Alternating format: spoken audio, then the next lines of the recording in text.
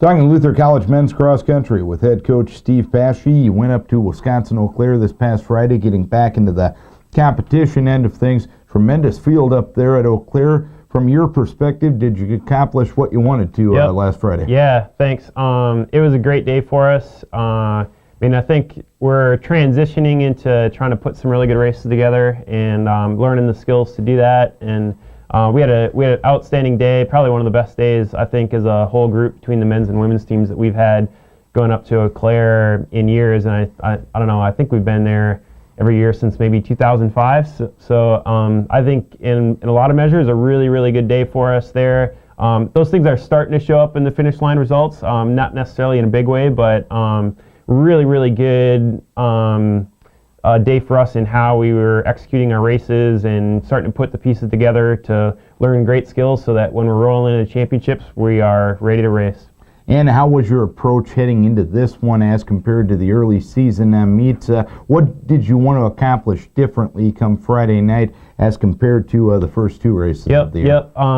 Well, we start to transition into putting more and more of the full distance together. So, we opened up at St. Mary's with, I think, a pretty low-key effort and, working on some different things, running in groups, which that's a skill that we practice deliberately, and it can benefit us right into the championships for sure. And the All-American was our 4-mile course here is good, but trying to get transitioning into racing, but I'd say still having a pretty controlled effort with it.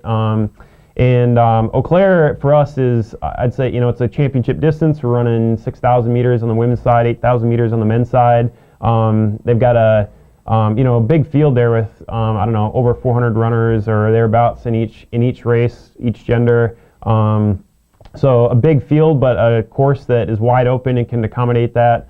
There are some they've got some 180 corners, but they're usually big kind of sweeping corners that way, long straightaways, so it just gives people a really good opportunity to run wide open and pass, even though in a field of 400 runners, that's sometimes difficult, but that's a good skill for us to learn. If you can pass in that field, you can pass anywhere, Mm-hmm. And so things like that are, some of the components of what we're trying to work on, and gradually just kind of ramping it up as we roll into the championships. Next meet, I'm not stealing any thunder, but next meet on the schedule for us is lacrosse, and I think that in a lot of ways our folks are not only starting to feel by that time that they're maybe ready for that emotionally and physically, or emotionally and maybe racing-wise, I guess, to put a full race together, but physically too, just really feeling a lot more prepared to race as we kind of transition away from some of the big, burly cross-country hill type work that we do early in the season to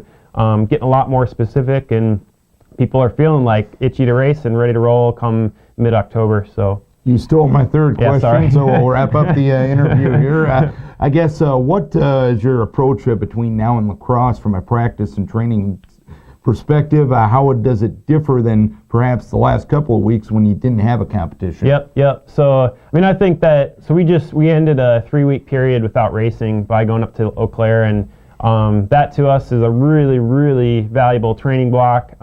We're doing a lot of, what I just call big kind of engine work, not super specific towards racing 8,000 meters or 6,000 meters fast, but working on making the engine big, long hills, just burly cross-country kind of workouts, and our amount of mileage we're running is pretty high too.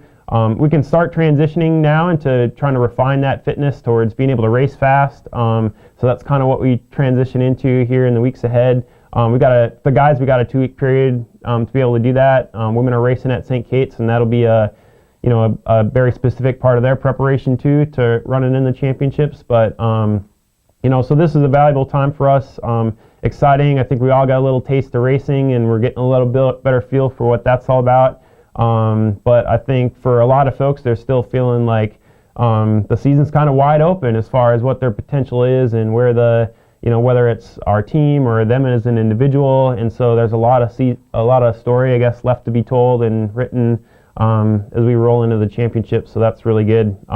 We got some mean, our constituents up front are an interesting group. We got, I mean, guys who haven't necessarily seen, you know, they haven't been headliners for us for the most part in cross country before. Not returning a bunch of all region, all conference kind of guys that, you know, I think we usually see a lot of those guys returning on our roster, just being a really deep team. In this season, I think the ceiling isn't any less for those guys at all. It's just that we're not quite as credentialed as usual, but they've been doing a really, really good job of racing already, and I'm really excited about how this comes together this spring or this fall. So it'd be awesome. Yeah. All right. Hopefully you keep taking steps forward this week here, Coach. We wish you best of luck as you get ready for the money time of year here in a couple weeks. Awesome. Thanks, Darren. Steve Paschke talking Luther College men's cross country.